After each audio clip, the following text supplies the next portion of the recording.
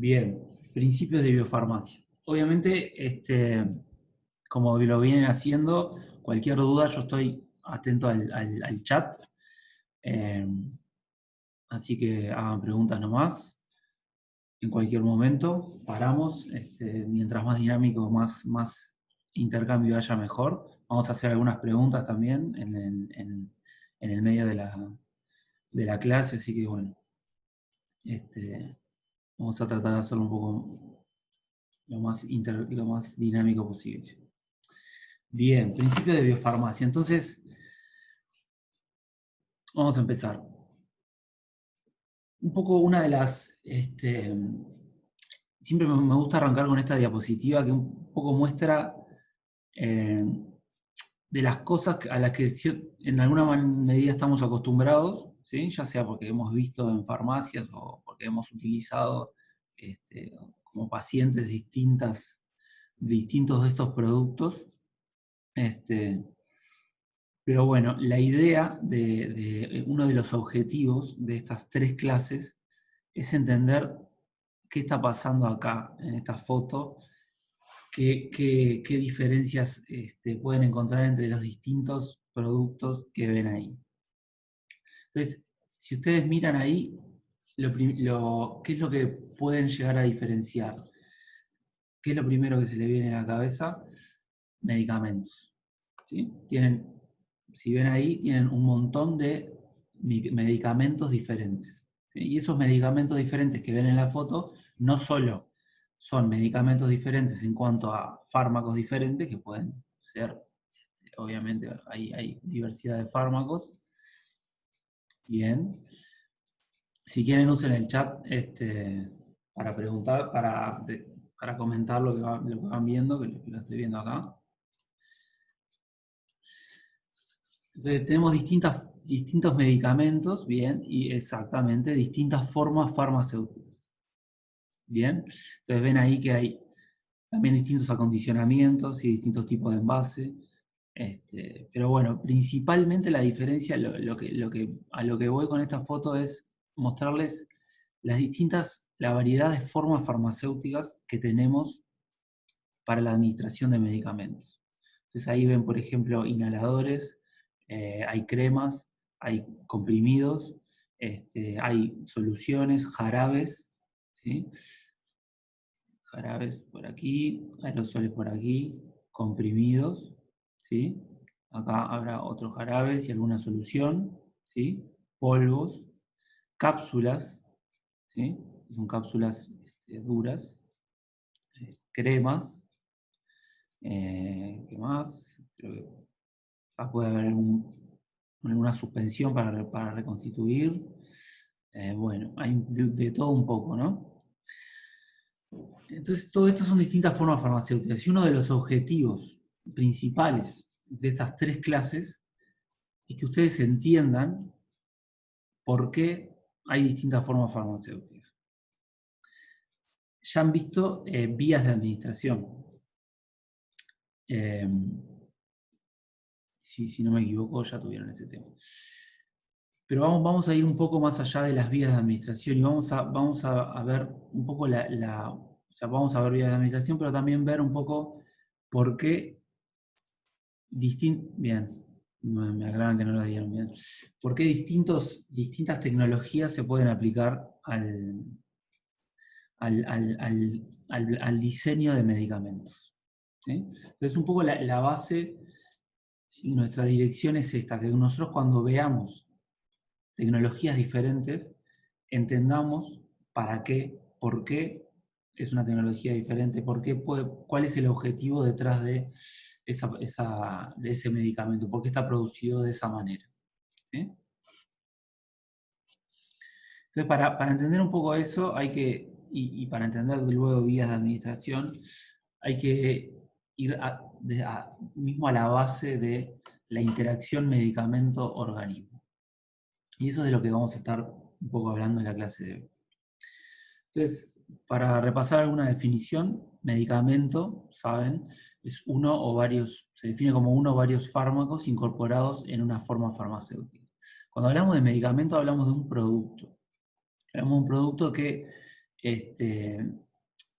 bueno, fabricado por la industria farmacéutica, es un producto que tiene un registro en la autoridad sanitaria para ser comercializado, y en ese registro, además de ser registrado con sus componentes, también se registra con determinada indicación terapéutica. O sea, es un producto que se registra, pero además que está obviamente destinado a la administración en seres humanos y para cumplir determinados objetivos muy puntuales, ¿sí?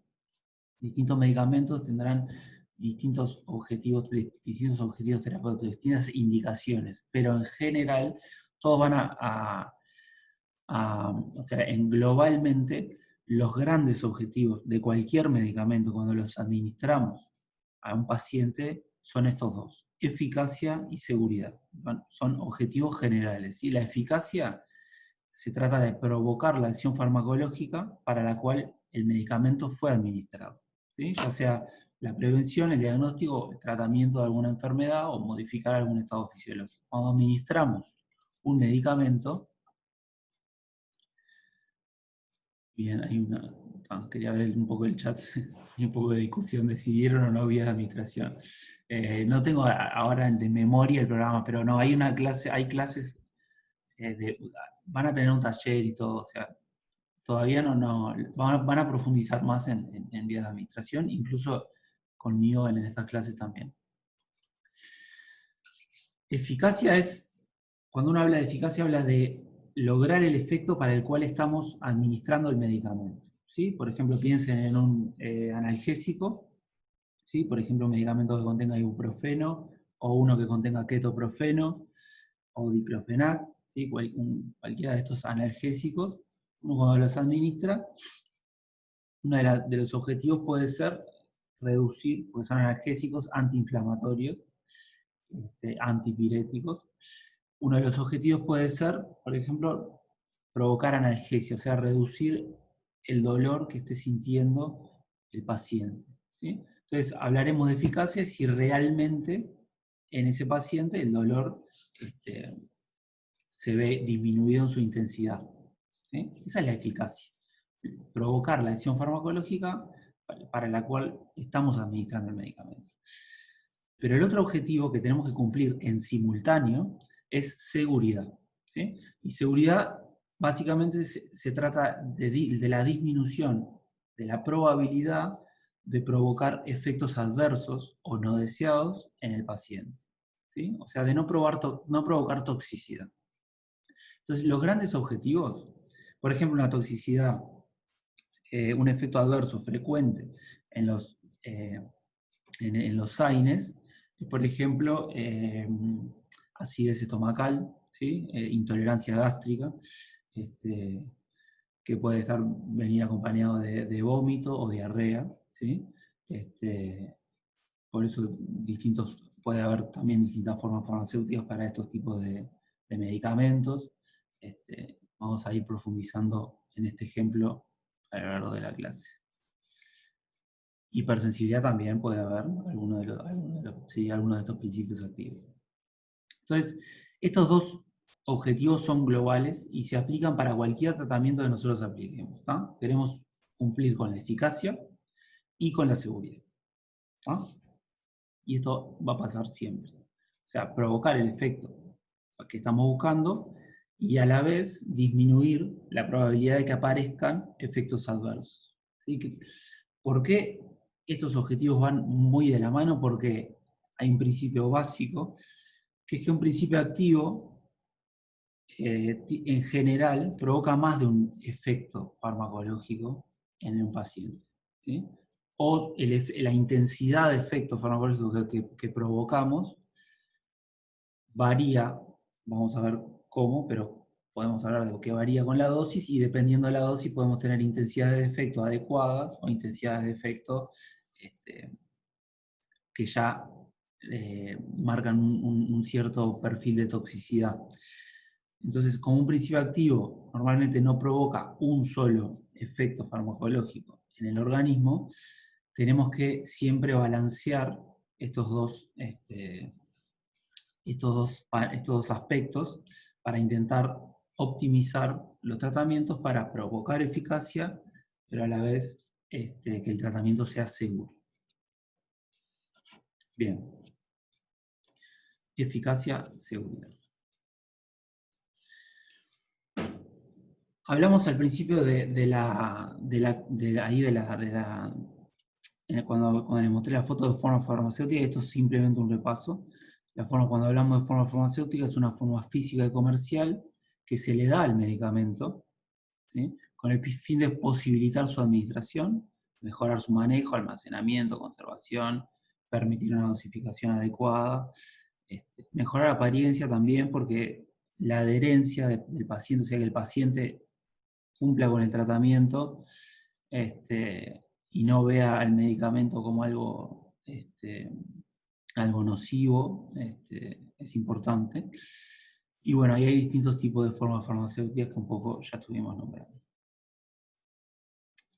De más está decir a esta altura de que la forma farmacéutica no es un acondicionamiento, sino que está concebida con determinado objetivo, ¿sí? O sea, hay una explicación detrás de las formas farmacéuticas y eso es lo que hablaba al principio con la primera diapositiva, lo que vamos a estar entendiendo, profundizando.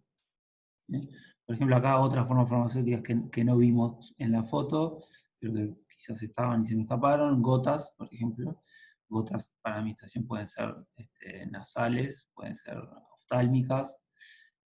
También tenemos acá unos viales para reconstitución para administración intravenosa, probablemente. ¿Sí? No hay ampollas, pero también podría haber ampollas conteniendo soluciones para administración intravenosa. ¿Sí? La forma farmacéutica no es cremas, también lo dijimos. No es un acondicionamiento y nada más, sino que hay toda una explicación detrás de por qué un medicamento tiene X forma farmacéutica. Lo que estamos hablando acá cuando hablamos de formas farmacéuticas, de administración, de medicamentos, tenemos un principio activo, una molécula, a la cual llamamos fármaco. El fármaco es la molécula que tiene la capacidad de provocar un cambio en el organismo, ¿sí? la capacidad de provocar un efecto farmacológico.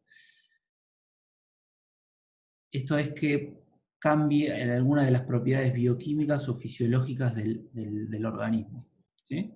Esa molécula la introducimos en una forma farmacéutica porque no podemos, hay varias limitaciones que hacen que un principio activo no se pueda dar puro al paciente. ¿Sí? Imagínense que muchas veces hablamos de dosis muy pequeñas, para poner un ejemplo muy simple. Muchas veces hay principios activos que se administran. Tenemos comprimidos que tienen dosis, por ejemplo, de 3 miligramos. Entonces, si 3 miligramos no sería manipulable por nadie para dispensar o para administrar, ¿sí? el fármaco al organismo. Entonces, ya en un principio lo que necesitamos es agregar, por ejemplo, en esa forma farmacéutica, un excipiente. Los excipientes son otros compuestos que forman parte del medicamento, pero que no tienen acción farmacológica, o sea que en principio son inertes, pero que cumplen la función de vehiculizar el principio activo en el medicamento para facilitar su administración. ¿Sí? Los excipientes juegan un rol fundamental en lo que vamos a ver hoy y en las clases siguientes.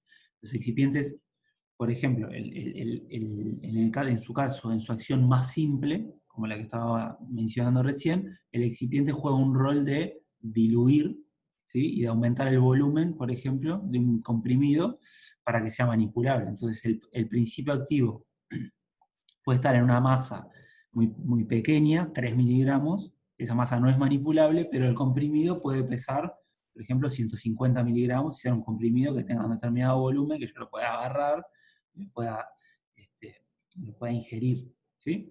Entonces, en ese rol, ahí tenemos un excipiente, podemos tener solo un excipiente que sea un diluyente, si ese excipiente es suficiente para además facilitar la producción del medicamento, ¿sí? No hay que olvidarse que hay toda una etapa industrial detrás, en la cual hay que tomar el fármaco, mezclarlo con el excipiente, comprimirlo, después acondicionarlo, listearlo, y que además que esa mezcla sea estable, que sea reproducible en su fabricación lote a lote, etc. Todas esas cosas están detrás de la forma farmacéutica. Muchos de esos detalles los van a ir viendo un poco más, pero muchos otros, principalmente los aspectos de por qué un excipiente para alterar la acción terapéutica, eso lo vamos a ver en estas 3 clases. Entonces, agregamos un principio activo al medicamento, una forma farmacéutica, y luego ese medicamento va a estar indicado para ser administrado por determinada vía de administración en un paciente, y lo que buscamos cuando administramos es lograr determinados efectos, ¿sí? Lograr determinados efectos que cumplan con los objetivos de eficacia y seguridad. Lo que dice abajo es un poco el mensaje de esta diapositiva. La formulación del medicamento debe contemplar la interacción con el organismo para controlar el proceso de ingreso de fármaco y aumentar la probabilidad de lograr los objetivos de eficacia y seguridad. Con esa frase vamos un poquito más allá en la concepción de lo que es un excipiente dentro de la forma farmacéutica. Recién les estaba hablando de un excipiente que lo que hace es diluir, ¿sí? Pero lo que vamos a ver durante estas 3 clases es que en la forma con la que yo produzco el medicamento y con los excipientes que elijo y cómo los introduzco, lo hago para que el principio activo, cuando el medicamento sea administrado al paciente, el principio activo que forma parte de ese medicamento ingrese de determinada manera, ¿sí? O sea, la producción, la tecnología de fabricación de un medicamento tiene además como objetivo controlar el ingreso del principio activo desde el medicamento al organismo del paciente. Controlando ese ingreso, yo puedo tecnológicamente incidir en la probabilidad de cumplir los objetivos terapéuticos. Y eso es un poco, ahora quizás les suena un poco muy amplio, pero es un poco de lo que vamos a estar hablando estos tres clases, ¿sí? No es fundamental que entendamos todo esto ahora, ¿sí? Porque esto es un poco, básicamente, la idea general de las 3 clases, ¿sí? Y la vamos a ir repitiendo durante en distintas diapositivas. Así que por ahora no se preocupen si algo se les va a escapar. ¿Qué es la biofarmacia? Todo esto para definir primero la biofarmacia, ¿no? Porque estas clases tienen ese nombre, principios de biofarmacia. Entonces está bueno ver de qué se trata la biofarmacia. La biofarmacia vamos a leer las definiciones que están ahí, es la disciplina científica que estudia la puesta a disposición del organismo de los principios activos que están en los medicamentos. Básicamente esa frase es lo que les estaba comentando hace un rato. La biofarmacia estudia cómo el principio activo o fármaco que está en un medicamento va a ingresar al organismo. Si yo estudio eso y tengo una comprensión de cómo va a ser ese proceso, entonces puedo comenzar a intentar controlarlo, ¿sí? para que lograr los objetivos de eficacia y seguridad sea más probable. ¿Qué comprende esto? O sea, ¿qué comprende estudiar la puesta a disposición de los principios activos en el organismo? ¿Qué comprende? estudiar la interacción entre el medicamento y el medio ambiente. Hay un micrófono ahí abierto.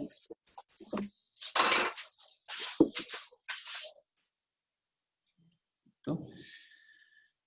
Comprende estudiar la interacción, qué pasa cuando yo administro el medicamento, con qué se encuentra en el organismo. ¿Sí? Por ejemplo, cuando hablamos de vía oral, administramos un comprimido y lo primero que se va a encontrar, bueno, el primer comprimido el paciente lo introduce en la boca, pero al ingerirlo, básicamente lo primero que se va a encontrar, donde va a frenar su tránsito, es en el estómago, y se va a encontrar con un ambiente físico-químico determinado, con determinados composición del fluido gástrico, que por ejemplo puede tener presencia de alimentos o no, puede tener mayor o menor volumen, dependiendo si lo administramos por ejemplo en ayunas o con mucho líquido.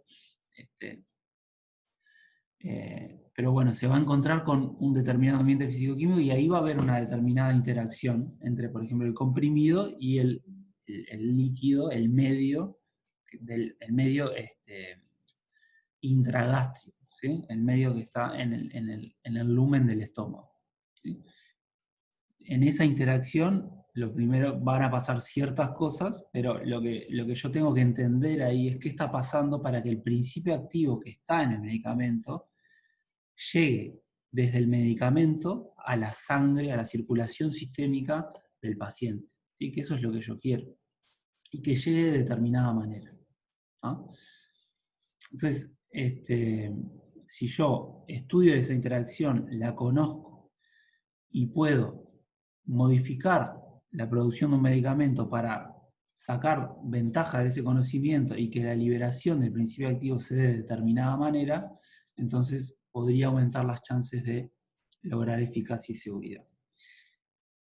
¿Sí? Entonces estamos hablando de la influencia de la forma farmacéutica sobre la efectividad terapéutica de los, ahí podría decir mejor, de los medicamentos. ¿Sí? Voy a cambiar ya. Voy a poner acá medicamentos. Bien. Creo que somos 54. Así que si alguno quiere hacer alguna pregunta, somos bastante, relativamente pocos. Si alguno hasta acá quiere hacer alguna pregunta con el micrófono, hago una pausita para permitir alguna pregunta. Primero avise por el chat y después le habilito el micrófono. Hasta acá lo que estamos viendo es muy general, ¿no? A ver, ¿hay alguna duda? ¿No? Perfecto. Bien. Bien, vamos bien entonces. Bien, esto sí es un poco de lo que vienen viendo,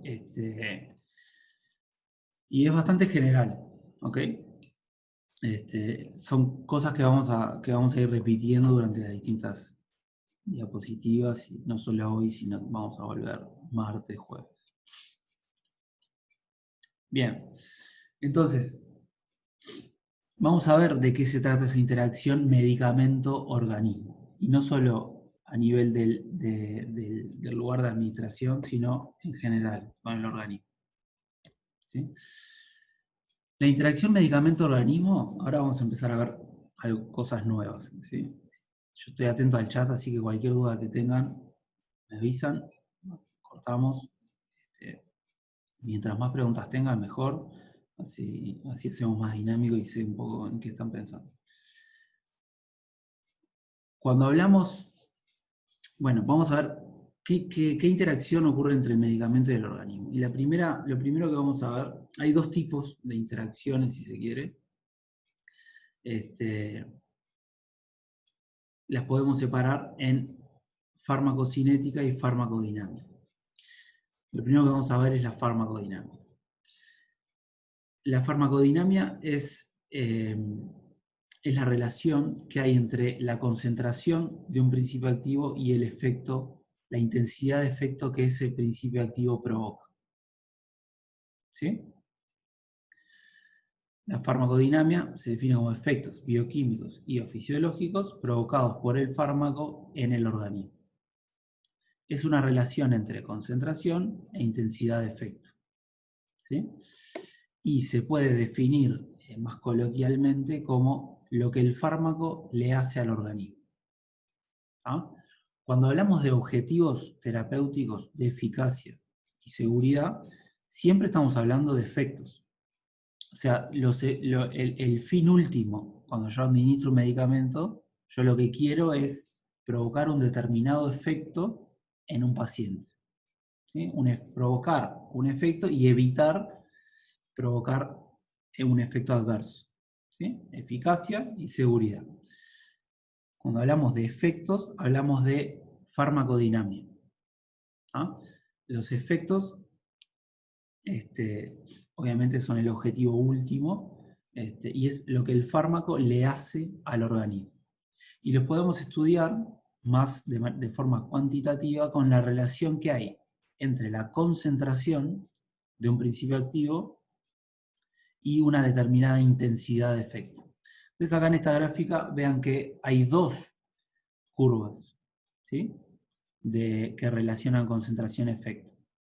Y esas dos curvas son pueden ser o sea, obviamente son curvas imaginarias, son dibujadas, pero perfectamente reales, o sea, factibles. Esas curvas relacionan concentración del mismo principio activo con dos tipos de efectos diferentes. Esos dos tipos de efectos diferentes podrían ser, en negro, el efecto buscado, ¿sí? La intensidad de efecto que yo quiero provocar en el organismo, y en naranja podría estar representado en la intensidad de efecto para el efecto que yo quiero evitar. ¿Sí? Entonces vean que a medida que aumenta la concentración, o sea, de alguna manera la magnitud del fármaco presente en el organismo, ¿sí? Obviamente aumenta la intensidad de los dos efectos, pero el primero que aumenta en intensidad es el efecto que estoy buscando, ¿sí? Porque si el efecto adverso se provoca a una mayor intensidad para una menor concentración, sería un problema porque no podría separar el efecto adverso del efecto que estoy buscando. Entonces tengo una intensidad de efecto creciente, y este es el efecto que estoy buscando, y luego, si sigo aumentando la magnitud del fármaco en el organismo, ¿sí? Concentración, cuando hablamos de concentración hablamos de la masa de fármaco en un determinado volumen. Ahora vamos a ver por qué hablamos de concentraciones. Si yo aumento la concentración, en algún momento el efecto adverso va a ir ganando en intensidad y va a presentar una intensidad que se vuelve evidente y puede estar empezando a provocar toxicidad en el paciente. Vamos al chat.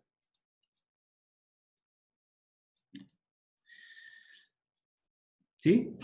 Por eso es un poco que aparecen dos curvas. ¿Sí? No presten atención a estos parámetros, esos nombres que hay ahí. De hecho, vamos a sacarlos. Profesor, ¿podría repetir lo último? Claro. Ahora voy. Vamos a sacar eso. A ver.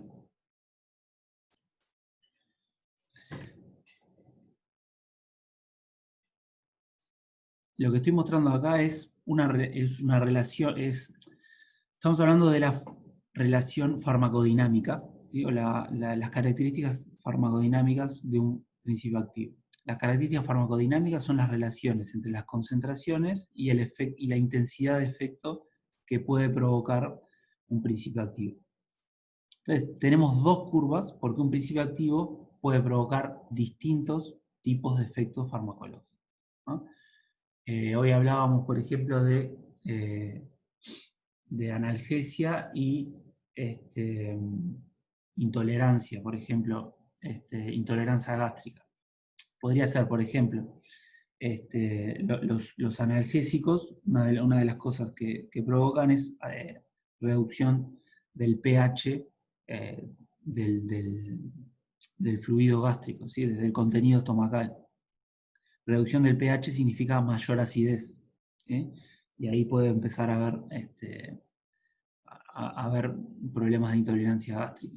Entonces, por ejemplo, el efecto en negro podría ser la analgesia. Entonces, a mayor concentración de principio activo en el organismo, ¿sí? Aumentamos en este eje, la intensidad de efecto de la analgesia va aumentando, ¿sí? Pero también va a ir aumentando, pero con un poco menos de intensidad, por ejemplo, la disminución del pH. O sea, para verlo en términos proporcionales, puede ir aumentando la acidez estomacal, ¿no? Para simplificar un poco. Entonces, es algo que yo tengo que tener muy en cuenta, porque tengo que aumentar las concentraciones de principio. O sea, obviamente, si el fármaco no está, algo que se desprende de esto y muy interesante, que creo que todos tenemos en cuenta, es que si no hay fármaco, si la concentración es cero y no hay principio activo en el organismo, entonces el efecto va a ser nulo. La intensidad de efecto va a ser nulo, no va a haber ningún efecto. ¿Sí? Lo cual es obvio, pero está bueno verlo. ¿Sí? Obviamente, si el principio activo no está en el organismo, la intensidad del efecto va a ser cero, no va a haber efecto. A medida que aumenta la presencia de principio activo, podemos verlo a este punto. En la sangre, por ejemplo, aumenta la concentración del principio activo, la intensidad de los distintos efectos que pueda provocar va a ir en aumento. Tengo un efecto que es el que me interesa, que es la analgesia, y otro efecto que no me interesa provocar, que es la acidez, por ejemplo. Quiero que aumente la analgesia, pero que la acidez no aumente a un nivel que se haga intolerante, ¿sí? Que sea un grado de toxicidad ya significativo y que obligue a retirar el principio activo. ¿Sí? Entonces, en este equilibrio me voy a mover. Vamos a volver a este manejo de concentraciones. Pero imagínense que la curva naranja esté a la izquierda de la negra. ¿Qué quiere decir eso? Que el aumento de acidez viene antes que la analgesia. Y eso sería un problema enorme, porque no habría analgesia sin provocar acidez. ¿Sí? Y en esos casos el principio activo no sería muy útil, porque no puedo provocar la eficacia del principio activo sin separarlo de la toxicidad. Y si bien eso no es algo que no ocurra para ningún principio activo, porque hay principios activos para los cuales no puedo separar mucho la toxicidad de la eficacia. Por ejemplo, los principios activos antineoplásicos, ¿sí? La quimioterapia para el cáncer. Cuando se administra la quimioterapia, hay efectos adversos que van a ser provocados, ¿sí? Y que no me los puedo sacar de arriba, ¿sí? Pero ahí lo que se hace es un balance entre el beneficio del medicamento y qué tanto daño causan los efectos adversos. Y en el caso del cáncer, cuando quiero controlar el crecimiento de un tumor, es muy importante controlar ese crecimiento del tumor, y ciertos efectos adversos son de alguna manera aceptables, ¿sí?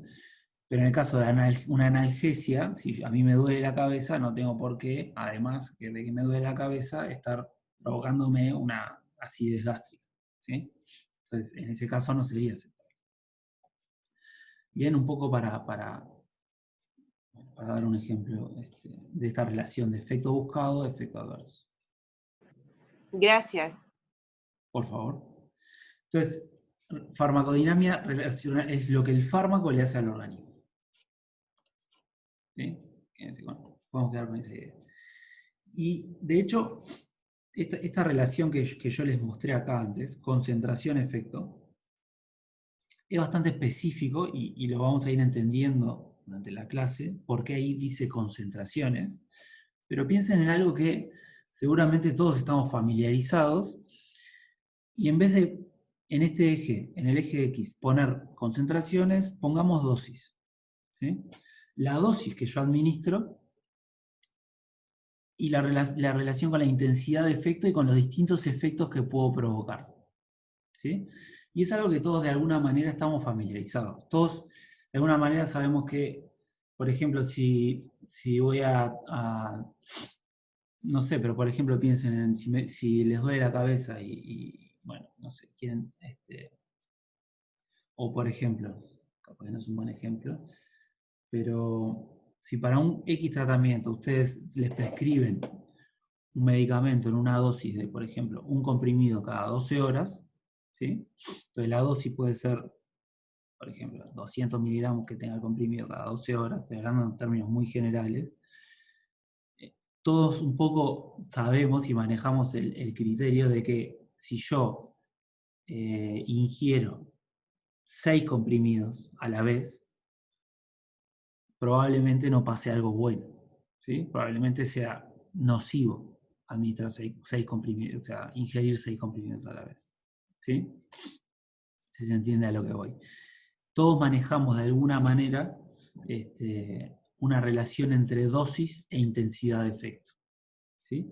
De hecho, hay un dicho bastante que se utiliza bastante, que lo que diferencia un principio activo, un fármaco, de un veneno es la dosis, ¿sí?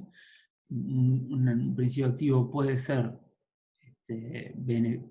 beneficioso, obviamente, a determinadas dosis, pero convertirse en un veneno si esa dosis es muy alta, ¿sí?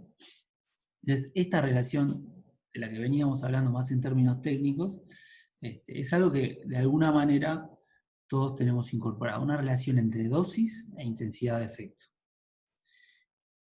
Podemos pensar, por ejemplo, en sustancias activas de consumo masivo, como por ejemplo el alcohol, el etanol, ¿sí? Todos sabemos que hay una relación entre la dosis, la ingesta del alcohol y la intensidad de efecto, ¿sí? En este caso, el alcohol es un inhibidor del sistema nervioso,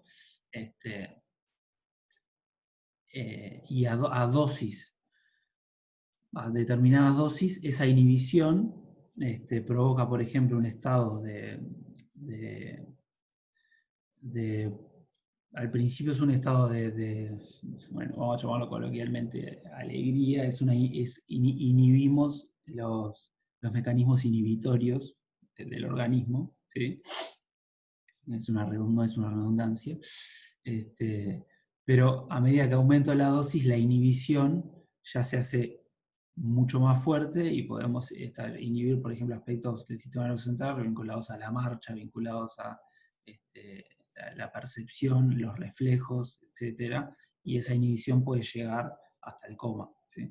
Entonces, todos de alguna manera sabemos que hay una relación entre la dosis y la intensidad de efecto.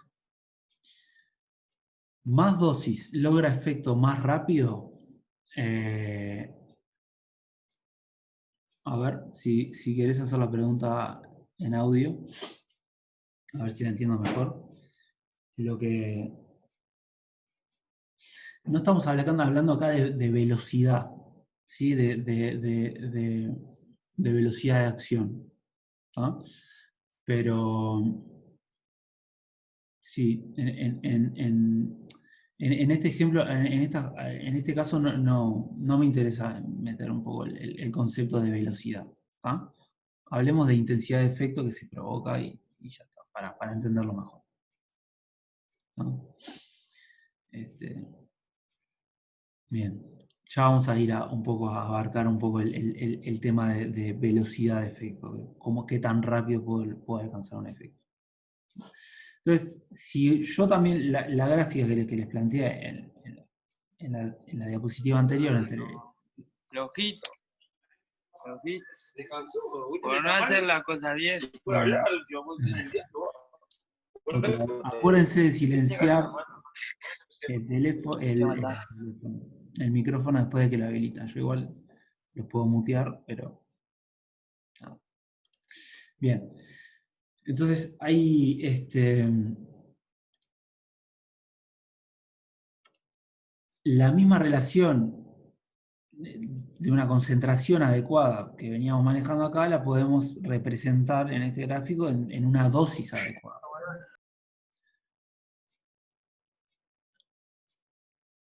A ver, de vuelta.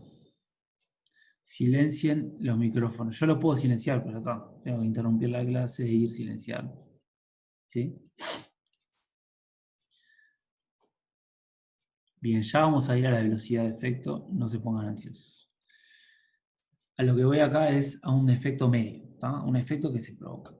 Entonces, la relación entre dosis e intensidad de efecto me puede marcar una determinada dosis adecuada, un rango de dosis que considero seguro, porque el efecto adverso no se provoca en una intensidad significativa, y además considero eficaz, porque obviamente si la dosis es muy baja, el efecto beneficioso tampoco se va a estar dando en una intensidad significativa. Entonces la dosis adecuada, obviamente se distancia de cero, no es una dosis muy baja, pero tampoco es una dosis muy alta, ¿sí? Va a haber un rango de dosis en el cual yo voy a provocar el efecto que estoy buscando y además voy a evitar provocar el efecto adverso. ¿Bien? Algo clave de esto, que es algo con lo que estamos familiarizados, es lo siguiente: el efecto, porque acá ahora vamos al concepto, vamos a ir llegando al concepto de velocidad, pero el efecto provocado tras una dosis no es un evento discreto, sino que cambia con el tiempo. ¿Sí? O sea, cuando administro una dosis no tengo un efecto. La dosis, a ver, ¿a qué voy acá? Que la dosis es un evento discreto. Yo di 200 miligramos, son 200 miligramos y punto. Y eso lo tengo que vincular con un efecto. Pero esos 200 miligramos van a ir provocando intensidades de efectos variables a lo largo del tiempo. Y ahí vamos a ir al concepto de velocidad. ¿Sí? Por ejemplo, si vamos de vuelta al ejemplo de la analgesia. Si a un paciente le duele la cabeza y se le administra un analgésico, por ejemplo, se le administran 400 gramos de ibuprofeno, se espera que esos 400 gramos de ibuprofeno provoquen la analgesia y hagan desaparecer el dolor de cabeza en un lapso razonable, en un tiempo, por ejemplo, de una hora y media. ¿Sí? Si ya tengo que esperar 6 horas para provocar el efecto, ya sería demasiado para un analgésico en este caso. Pero la administración de 400 miligramos es un evento discreto. Uno administra 400 miligramos a un tiempo y listo. Pero la intensidad del efecto puede ser variable, o sea, puede provocar analgesia desapareciendo el dolor de cabeza a la hora y media, pero el dolor de cabeza puede volver a aparecer, por ejemplo, a las 8 horas, 10 horas después de que administraron la dosis. Entonces, tengo una dosis, 400 miligramos, pero tengo una intensidad de efectos variable. ¿Sí? Provoqué el efecto, fue provocado y después desapareció. ¿Se entiende? Entonces, el efecto provocado no es discreto, sino que varía. ¿Sí? Y ahí vamos un poco al concepto de cinética. Entonces, cuando relaciono directamente dosis con efecto, hay ciertas limitantes que hacen que yo no pueda entender completamente qué está pasando con el medicamento en el organismo, ¿sí? Con los efectos que está provocando. ¿Sí? Por ejemplo, piensen en esto. Los 54 personas que estamos acá, ¿sí? Nos ponemos de acuerdo y tomamos el mismo medicamento. Bueno, capaz que nosotros, estas 54 personas, no, pero imagínense que hay 54 personas que les duele la cabeza. ¿No? A todas esas 54 personas, a cada una le vamos a dar una dosis de 400 miligramos de ibuprofeno. ¿Sí? Esperarían que el efecto, o sea que la analgesia, la desaparición del dolor de cabeza, sea igual en todas esas personas, ¿sí? Yo diría que no. A ver qué dice el chat. No, no, perfecto. No, no. ¿Por qué? ¿Por qué no? ¿Sí? Es la misma dosis, ¿por qué no sería el mismo efecto? Esa es una de las cosas que no puedo explicar si yo me quedo solo relacionando dosis con efecto, ¿ah? Para el concepto de eficacia y seguridad, ¿sí? Por ejemplo, recién había una pregunta, un comentario más que nada. Por eso te recomiendan, una compañera, por eso te recomiendan cuando vas al médico, entre 8 horas o 12 tomar el medicamento. Hay un intervalo de administración. Ese intervalo de administración, ¿cómo se decide? ¿Sí? Porque yo digo 200 miligramos cada 12 horas, ¿sí? Pero ¿cómo decido a qué tiempo volver a administrar la misma dosis? ¿Sí? Si solo estoy relacionando dosis con efecto, ¿sí? Como la dosis es algo discreto, yo no veo que, o sea, no tengo una relación que haga variar el efecto con el tiempo y la dosis, ¿sí? Característica de cada uno, dice acá un comentario, está perfecto.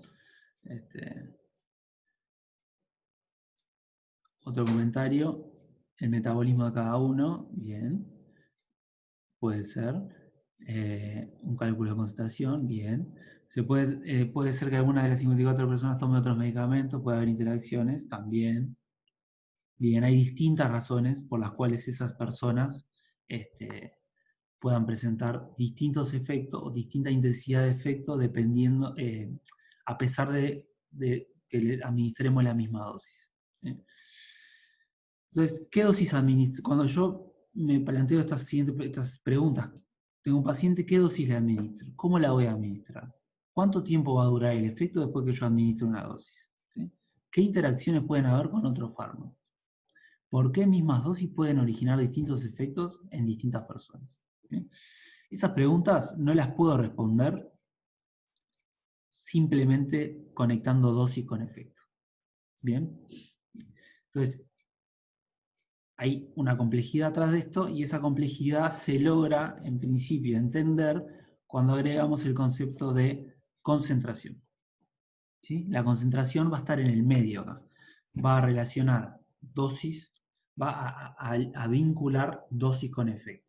La dosis que yo administro en un principio activo provoca una determinada concentración de principio activo en el organismo. Y esa concentración es responsable del efecto. Entonces, hasta ahora vimos farmacodinamia, que es la relación entre concentración y el efecto. Pero lo que nos vamos bastante a concentrar durante la clase es en farmacocinética, que es la relación entre dosis y concentración. La dosis, cuando la administro a un paciente, provoca una determinada concentración, y la concentración sí es algo que varía a lo largo del tiempo, ¿sí? Esa concentración provoca a su vez un efecto.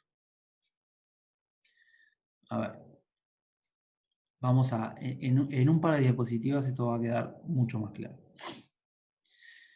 Pero vimos farmacodinamia, que es uno de los aspectos de la interacción medicamento-organismo, y acá se empieza a introducir el otro aspecto de la interacción medicamento-organismo, que es la farmacocinética. ¿Sí? Dijimos que farmacodinamia es lo que el principio activo le hace al organismo.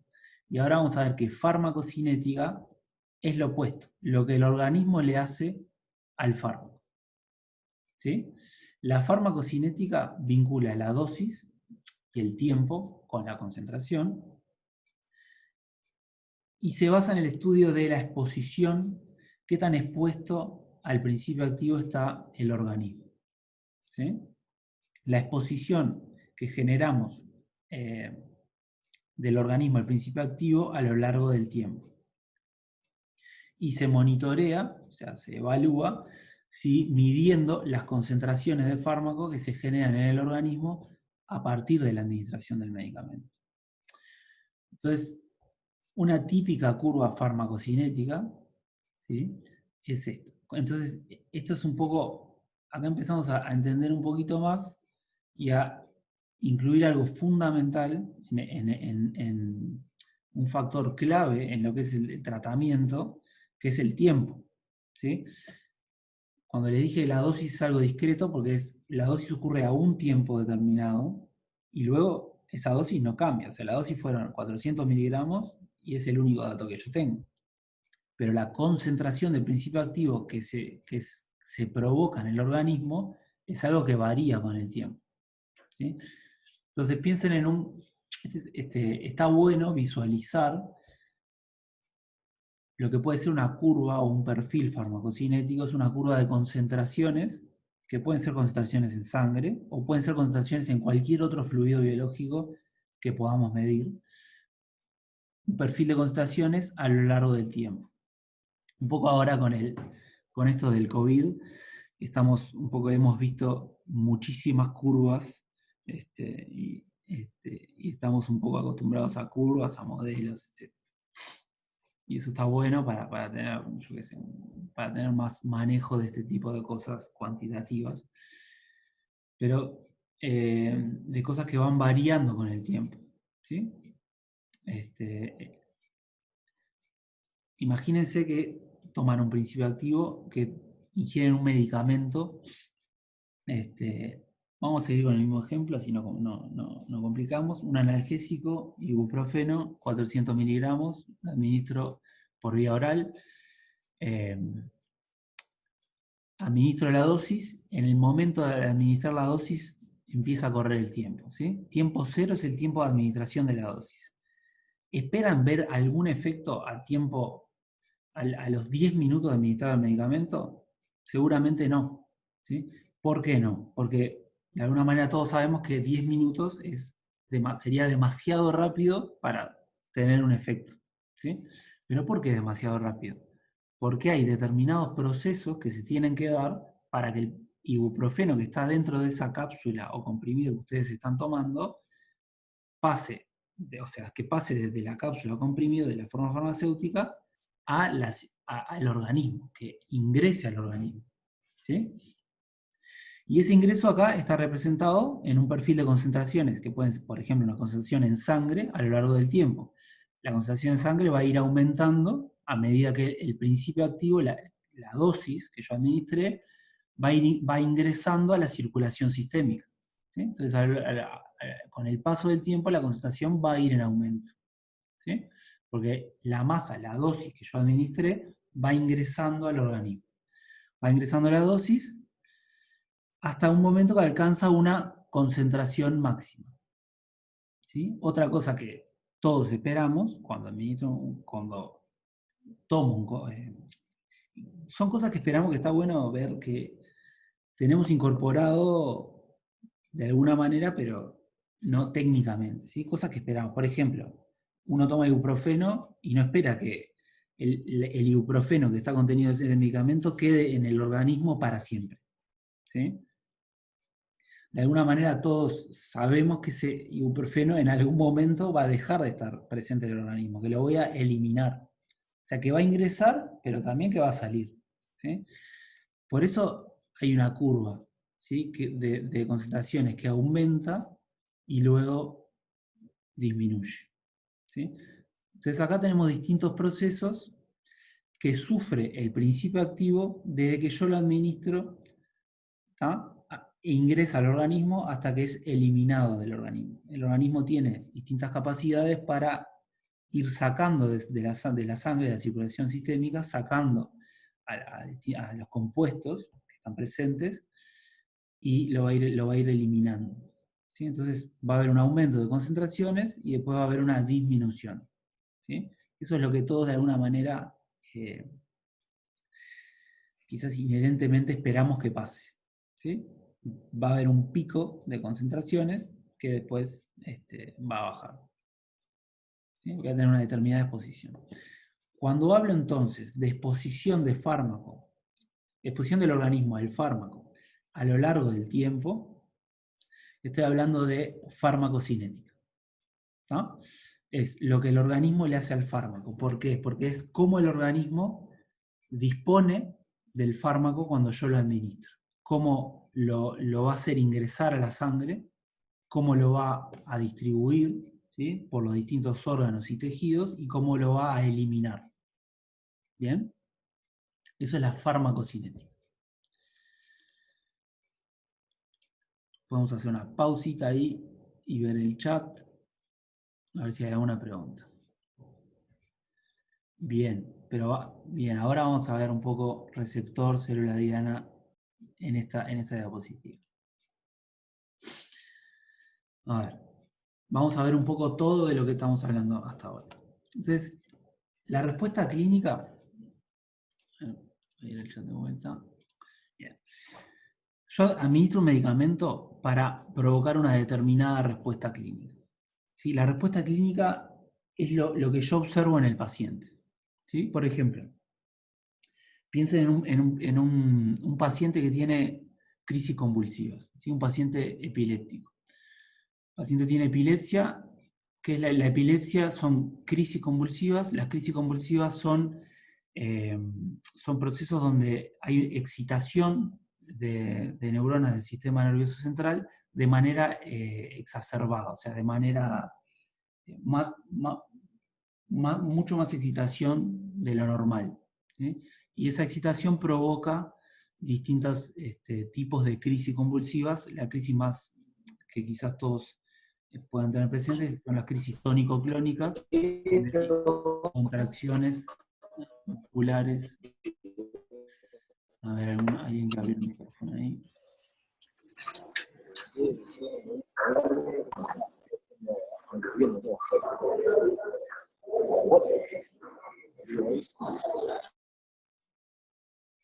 Bien, a ver.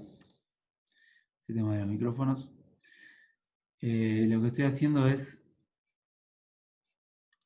Bien. Bien ese comentario en el chat. Lo que estoy haciendo ahora es bloquear que cada uno se saque el micrófono. Así que si alguien quiere hacer una pregunta por micrófono, escriba en el chat y yo le voy a dar la palabra. ¿Okay? Bien. Exacto, tenemos una excitación neuronal de alguna manera que no es normal, no está en niveles normales y provoca crisis convulsivas. Entonces, cuando yo administro un medicamento, o sea, el tratamiento anticonvulsivante, ¿de qué se trata? De que no haya crisis convulsivas. ¿Sí? Se trata de evitar la aparición de estos eventos. Entonces, la respuesta clínica que estoy buscando es que no haya la ausencia de crisis convulsiva.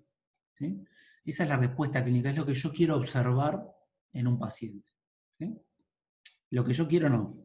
La respuesta clínica es lo que se observa, porque el paciente puede tener crisis o no. O sea, la respuesta clínica puede ser ineficaz, yo puedo administrar un tratamiento, pero aún observar crisis convulsivas, entonces hay algo ahí que no está siendo eficiente.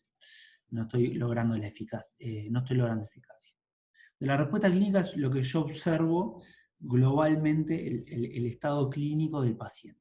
¿Sí? Y eso es, de alguna manera, lo más importante. ¿Sí? Es lo que podría guiar un tratamiento. ¿Sí?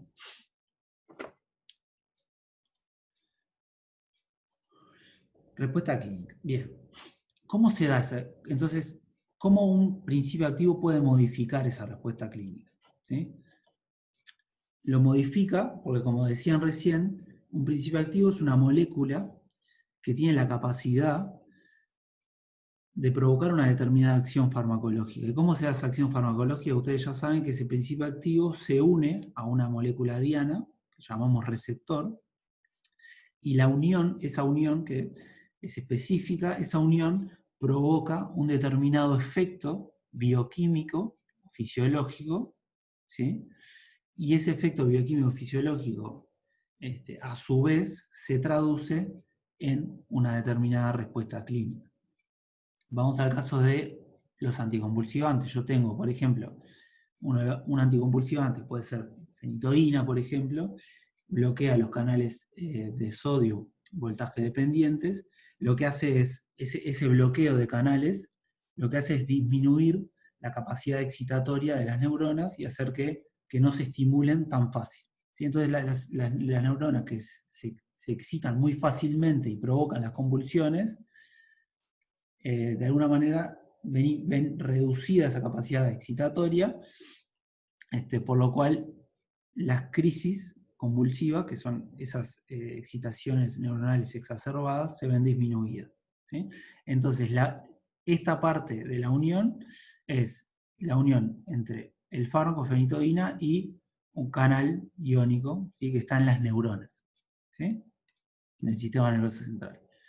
Hay un efecto bioquímico, hay un efecto a nivel, en el caso del mecanismo de acción, hay un efecto que a nivel de la polarización de las membranas de las neuronas, ¿sí? De los axones, que hacen que sean menos excitables, y eso se traduce en una respuesta clínica que es ausencia de crisis convulsiva, ¿sí?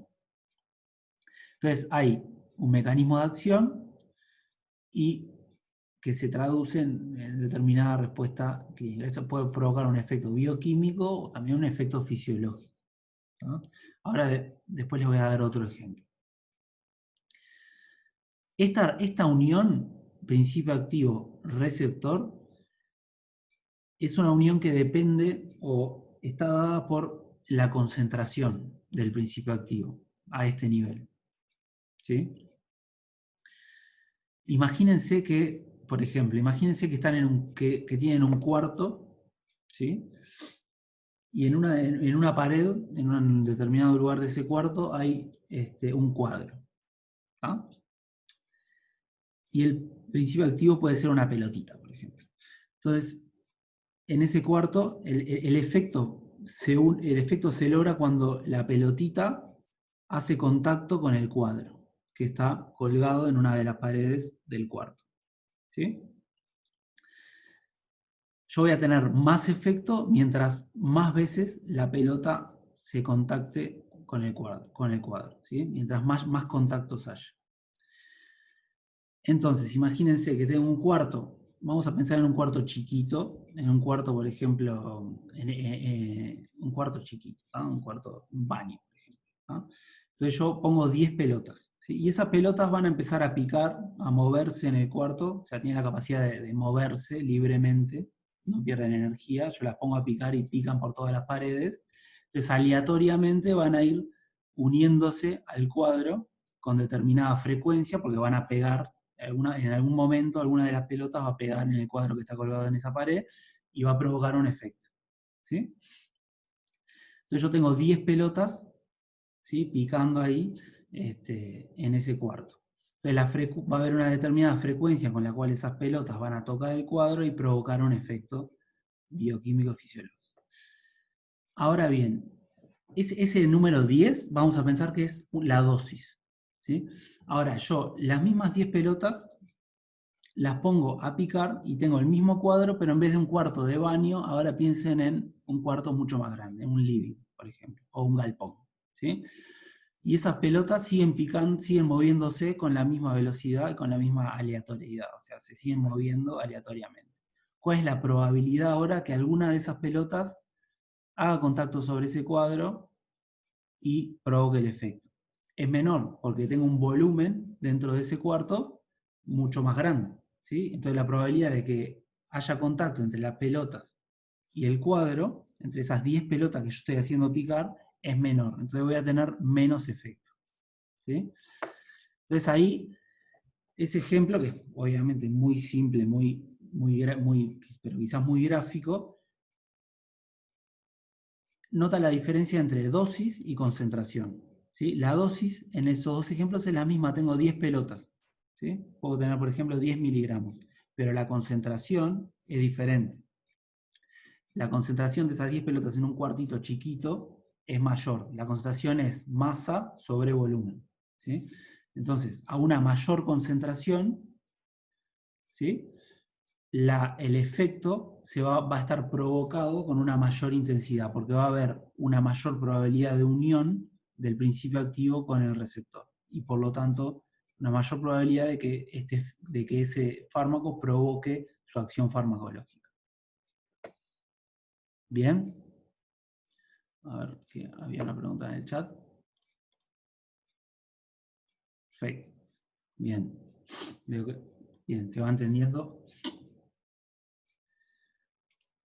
Entonces, la farmacodinámica es estudia esta parte, estudia qué pasa con el principio activo y su receptor, cómo esa unión genera un determinado efecto bioquímico fisiológico que se traduce en una respuesta clínica. ¿Sí? Hay una acción farmacológica, la acción farmacológica es la unión fármaco-receptor, hay un efecto que provoca esa unión y después hay una respuesta clínica. ¿Sí? Entonces, la acción por ejemplo, para el caso de fenitoína, la acción farmacológica es la unión, el mecanismo de acción es la unión del fármaco con el canal de sodio voltaje dependiente. El efecto bioquímico es un cambio de la polarización de las neuronas, ¿sí? Que provoca que sean menos excitables, y la respuesta clínica es la ausencia de crisis convulsiva. ¿Sí? Bien. Y hablamos de concentraciones. Entonces vamos a ir a concentraciones. ¿Dónde estamos parados si estamos siguiendo con el ejemplo de fenitoína, de un anticonvulsivante? Estamos hablando de concentraciones de ese principio activo en la biofase. ¿Qué es la biofase? Es el sitio donde están presentes estos receptores. ¿Ok? En el caso de la fenitoína es el sistema nervioso central. ¿Sí? Esos son los receptores que están en las neuronas, no están presentes, obviamente, en la sangre, sino que están presentes en el sistema nervioso central. Entonces, el sitio de acción, que llamamos biofase, en el caso, en el ejemplo que estamos hablando, es sistema nervioso central. Y la concentración más importante es la concentración, obviamente, que está en contacto con ese receptor. ¿Sí? Que es la concentración en biofase. ¿Qué pasa? Nosotros, si queremos hacer un seguimiento de las concentraciones, ¿sí? Yo recién les mostré una curva de concentraciones a lo largo del tiempo, va a ser muy difícil medir las concentraciones en biofase. Va a ser muy difícil medir las concentraciones en el sistema nervioso central, porque tendría que sacar una muestra de líquido cefalorraquídeo del paciente para ver cuál es la concentración del fármaco en ese sitio y evaluar a ver si la concentración es suficiente o no. ¿Sí? Entonces, los tratamientos comúnmente y las concentraciones, los niveles de concentración que manejamos son en sangre o en plasma. El plasma es el agua de la sangre. ¿Sí? Entonces, cuando hablo de concentración plasmática, hablo de la concentración que se mide frecuentemente en la sangre, que se mide en el agua de la sangre, que es el plasma. ¿No? Plasma sanguíneo. Entonces, yo normalmente voy a medir concentración en sangre. ¿Sí? Que es además de las primeras concentraciones que se generan. Vamos a ver. ¿Qué pasa? Hay un determinado equilibrio entre la concentración de la sangre y la concentración de biofase. ¿Por qué? Porque la sangre, el sistema circulatorio, que ya estudiaron, cumple la función de llevar a los tejidos y a los órganos del cuerpo nutrientes, ¿sí? Principalmente, o sea, la función es llevar oxígeno y llevar nutrientes a las células, a los distintos tejidos, y esa función de transporte la va a cumplir también para los fármacos que nosotros hagamos introducir en la sangre. Entonces va a haber un equilibrio del fármaco que va a poder primero ingresar a la sangre y después ir atravesando determinadas barreras, en este caso, en el caso de la fenitoína, es la barrera hematoencefálica, ¿sí? Que separa la sangre del espacio del sistema nervioso central. Principalmente hablamos del encéfalo en ese caso. O sea que va a haber una transferencia de fármaco hacia el líquido cefalorraquídeo, por ejemplo, para simplificar, provocando determinadas concentraciones a nivel de la biofase. Y obviamente, una vez el fármaco, así como puede ir, también puede regresar. Hay un equilibrio, ¿sí? De concentraciones. Y ese equilibrio nosotros lo estudiamos bastante para poder, a partir de las concentraciones que vamos a medir en sangre, para poder de alguna manera inferir o tener una idea de qué concentraciones puede haber en el sitio de acción. ¿Sí? Entonces, el seguimiento de los tratamientos en general se hace a partir de concentraciones plasmáticas, pero ¿por qué? Porque hay una relación entre la concentración en sangre y la concentración en biofase, ¿sí? una relación que yo puedo de alguna manera cuantificar para poder interpretar. Entonces yo mido concentraciones acá, pero lo que estoy queriendo observar es realmente las concentraciones. O sea, quiero interpretar a ver si el efecto es suficiente. Lo que voy a estar tratando de hacer es interpretando qué concentraciones puede haber en el sitio de acción. Esa concentración en plasma, y obviamente que luego va a llegar a la biofase, se da porque yo administré una dosis. ¿Sí? Administro una dosis de un medicamento, el fármaco contenido en ese medicamento va a llegar a la circulación sanguínea, como hablamos recién, y luego va a ser transferido a la biofase y va a provocar el efecto. Toda esta parte, las concentraciones que se generan a lo largo del tiempo en los distintos tejidos y fluidos del organismo, es lo que hablamos, es lo que resumimos como la respuesta farmacocinética. ¿Sí? Entonces, farmacocinética vincula dosis con concentración y con tiempo. ¿Sí? Farmacodinámica vincula la concentración con el efecto. Y acá tenemos todo el panorama, ¿sí? Desde la administración de la dosis hasta la respuesta clínica que observamos en un paciente. Y hago una pausa para ver si alguien quiere hacer alguna pregunta. Lo mido en sangre. ¿Sí? Sí, estoy viendo el chat. Si alguien tiene alguna pregunta. ¿Van entendiendo? ¿Me van siguiendo? La diferencia entre concentración y dosis. La dosis es una masa. ¿Sí? La dosis, por ejemplo, la dosis uno habla en el caso de ibuprofeno, 400 miligramos, 200 miligramos. ¿Sí? La dosis es la masa. ¿Ah? La concentración es esa masa diluida en un determinado volumen de líquido.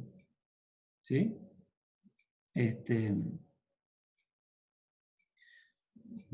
Dame un segundo. La concentración es masa sobre volumen. ¿Sí? Entonces, la dosis es una masa, que es un aspecto puntual. Entonces, cuando hablaba del ejemplo de las pelotas y las pelotitas picando en un cuarto, el número de pelotas puede ser la dosis que haya en ese cuarto. Yo pongo 10 pelotas a picar, pero el tamaño de ese cuarto que va a regular el volumen me va a cambiar la concentración. Si ese cuarto es muy grande, la concentración va a ser menor, porque tengo las mismas 10 pelotas, pero en un volumen mucho más grande. Si el volumen de ese cuarto, o sea, el tamaño del cuarto, se reduce, entonces la concentración aumenta. ¿Ah? A ver.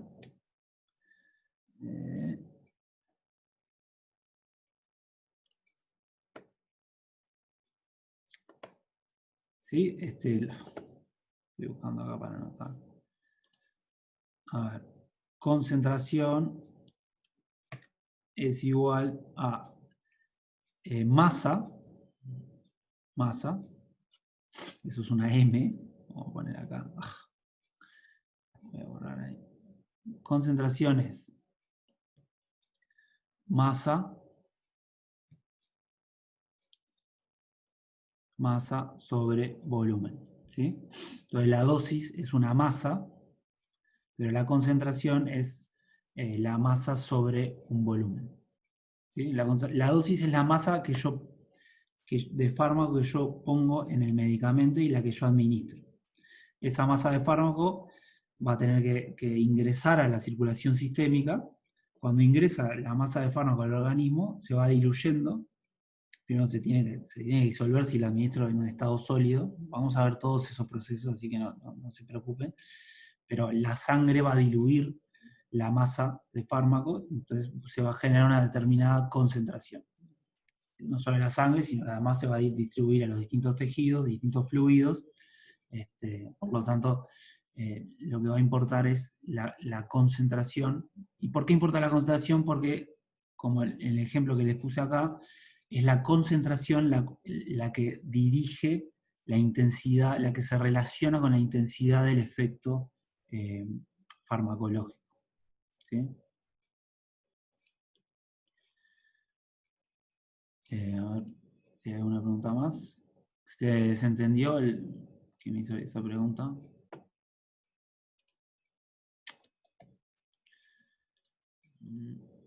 Bien. Ese proceso se da siempre, sí, para todos los principios activos. ¿Sí? Hay una dosis, se genera una concentración plasmática, se genera una concentración en biofase, y esa concentración provoca un efecto. Bien.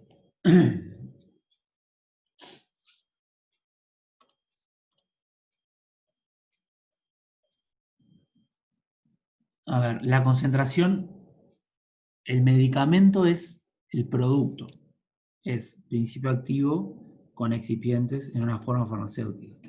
No hablamos de concentración de medicamentos, sino que hablamos de concentración de principio activo, ¿sí? De fármaco, ¿no? Ya vamos a llegar a primer pasaje, a cómo se absorbe el medicamento, cómo ingresa. Ahora estamos viendo conceptos generales, ¿sí? Estamos viendo farmacocinética, farmacodinámica, conceptos generales. Después ya vamos a ir a qué pasa cuando se absorbe un medicamento, un principio activo, perdón, qué es el efecto del primer paso, etc. ¿No? Vamos a llegar ahí.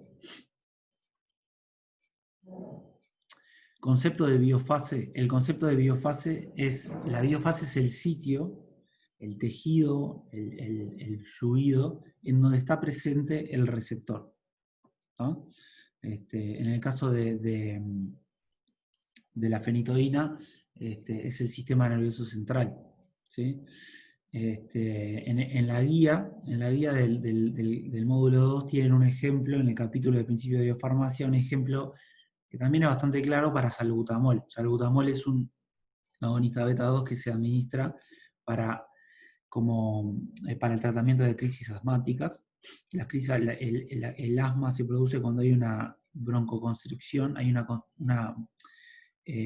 contracción de los bronquios a nivel de los pulmones, y eso impide el flujo adecuado de aire, tanto ingresando como saliendo, ¿sí? Entonces, el salbutamol es uno de los principios activos que se utiliza, de los más utilizados para el tratamiento de las crisis asmáticas. Lo que hace es provocar la broncodilatación, ¿sí? Entonces, en el ejemplo del salbutamol, la respuesta clínica que estoy buscando es la ausencia de crisis asmáticas, o sea, que el paciente respire bien, que inhale y exhale, que el circuito de aire sea adecuado, ¿sí? ¿Cómo logro eso? Si tengo una propensión del paciente a que por determinadas razones los bronquios se contraigan y dificulten el ingreso y la salida de aire, ¿cómo se logra? Con principios activos que lo que hacen es unirse a determinados receptores en las paredes del músculo de los bronquios, en ese músculo liso, y provoquen un efecto que lo que hace es, el efecto fisiológico en este caso es la broncodilatación, ¿sí? Que esos bronquios se abran, se dilaten y se abran su caudal, digamos, que aumente el caudal de aire que pueda pasar a través de ellos, ¿sí? Entonces, la respuesta clínica es lo que quiero ver es si el paciente presenta o no crisis asmática, ¿sí? El salbutamol entonces, la biofase, su sitio de acción, estaría a nivel del músculo liso en los bronquios, ¿sí? Ese es otro ejemplo, ¿sí? Y ese ejemplo está descrito en el capítulo. ¿El tamaño del volumen son la cantidad de receptores que capten el fármaco? No. La expresión de receptores es importante. Si hay más receptores, la probabilidad de unión de fármaco-receptor, si tengo la misma concentración, va a ser mayor. Pero el volumen es el espacio en donde están esos receptores y donde está el fármaco, ¿sí?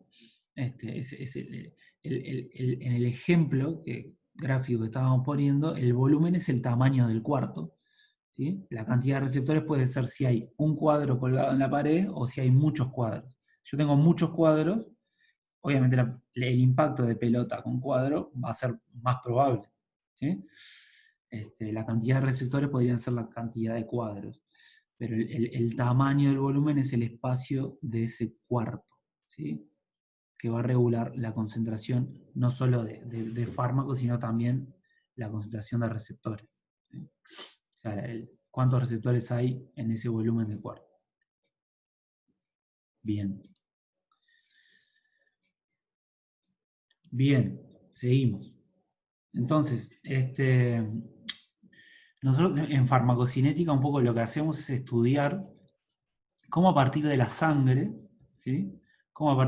Si yo introduzco un principio activo por vía intravenosa, por ejemplo, o sea, directamente a la sangre, ¿qué pasa con ese principio activo? ¿Qué intercambio se da entre la sangre y los distintos tejidos? ¿Sí? Y acá esos distintos tejidos están representados con cajitas que llamamos compartimientos. ¿No? Por ejemplo, acá está el sistema nervioso central y hay una cierta transferencia de fármacos desde la sangre al sistema nervioso central, el músculo cardíaco, el músculo esquelético, los riñones, etc. ¿No? Entonces, en farmacocinética lo que estudiamos es qué pasa con el fármaco cuando está en la sangre, cómo se distribuye a los distintos tejidos y también cómo se elimina. ¿Sí? Por ejemplo, porque cuando puede haber fármacos que se eliminen en el riñón, entonces cuando lleguen a la nefrona en el riñón pueden ser eliminados. ¿Sí? Entonces, esto es un poco lo que evaluamos en farmacocinética. Y vean que dependiendo de la vía de administración, obviamente puede haber distintas rutas de llegada de principio activo. Por ejemplo, el sitio de acción. Si hablamos del sitio de acción, está en el sistema nervioso central. Yo pongo el fármaco acá en la sangre, el fármaco se va a empezar a distribuir directamente, instantáneamente desde la sangre al sistema nervioso central. Pero si yo utilizo la vía intramuscular y pongo, por ejemplo, un depósito de una determinada dosis de principio activo en el músculo, ¿sí? Una inyección intramuscular, lo primero que tiene que pasar es que la dosis, o sea, la masa de ese principio activo se vaya transfiriendo desde ese sitio de administración hacia la sangre. Va a haber toda una circulación y una llegada, y va a ser más lenta la llegada del principio activo a la sangre que si yo lo coloco directamente. ¿Sí? Va a haber una llegada a la sangre y después se va a empezar a distribuir al sistema nervioso central. Lo mismo pasa con la vía oral, aún más lento todavía. Voy a administrar un comprimido en el tracto gastrointestinal, ¿sí? Estómago, después va a pasar por los intestinos, etc. El fármaco que está en ese comprimido va a tener que absorberse, o sea, absorberse, ¿qué quiere decir? Pasar del tracto gastrointestinal a la pared intestinal, o sea, la mucosa, los epitelios que conforman la pared del intestino en general, que es donde se absorben más los medicamentos, los principios activos, y a partir de ahí puede llegar a la sangre, ¿sí? En un proceso que va a ser más lento. Distintas vías de administración entonces van a también tener una influencia en cómo llega el principio activo al sitio de acción. Todas esas cosas las vamos a ir viendo, pero es un poco lo que hablamos en farmacocinética. ¿Sí? Vía sublingual es otra vía, ¿sí? Otra vía de administración. Ya no estoy abarcando todas porque bueno, ya lo van a ir viendo con las distintas clases. Algo que se llama, por ejemplo, vieron que hoy les puse un gráfico donde les mostraba dosis versus intensidad de efecto y había un determinado rango de dosis adecuado. Bueno, es más preciso, ya ven, en vez de manejar la dosis, que es algo concreto, manejar concentraciones. ¿Sí? Y así como pueden hablar de un rango de dosis adecuado, el rango de concentración adecuado se denomina rango terapéutico, ¿sí? Y es el rango, o sea, la ventana que va entre la concentración mínima eficaz y la concentración mínima tóxica. La concentración mínima eficaz es la mínima concentración a partir de la cual el efecto beneficioso se empieza a observar con una intensidad suficiente. O sea, por debajo de esta concentración, el tratamiento es ineficaz, es subterapéutico. No logro el efecto que estoy buscando. por encima de esta concentración lo empiezo a lograr. ¿Sí? Obviamente a mayores concentraciones el efecto va a ir aumentando, por más que asintóticamente tiende a un techo, porque el efecto no hay una relación lineal, no voy a tener siempre mayor efecto para concentraciones crecientes. El efecto en algún momento logra un máximo porque yo tengo una limitada, por ejemplo, entre otras cosas, una limitada capacidad de receptores a los que el fármaco se puede unir. En determinado momento voy a llegar a la concentración mínima tóxica, que es la concentración a partir de la cual el efecto adverso se empieza a observar con una intensidad significativa y por lo tanto comienzo a provocar toxicidad. ¿Sí? Entonces, la ventana terapéutica es un rango de concentraciones que va entre estos dos niveles, que obviamente dependen de distintos principios activos, van a tener distintas concentraciones mínima eficacia y concentración mínima tóxica. Distintos pacientes pueden tener distintos rangos terapéuticos. Que es algo que vamos a ir, quizás lleguemos a ver algo de eso de acá el jueves, ¿no? A lo que voy acá es la relación concentración-efecto es más precisa que la relación dosis-efecto y permite evaluar la eficacia y seguridad de un tratamiento a lo largo del tiempo. Esa es la gran ventaja de trabajar con concentraciones y no trabajar con dosis. Voy a volver un poco acá, a esta diapositiva. Mientras yo más me acerque a este punto, que es el punto donde realmente se juega el partido,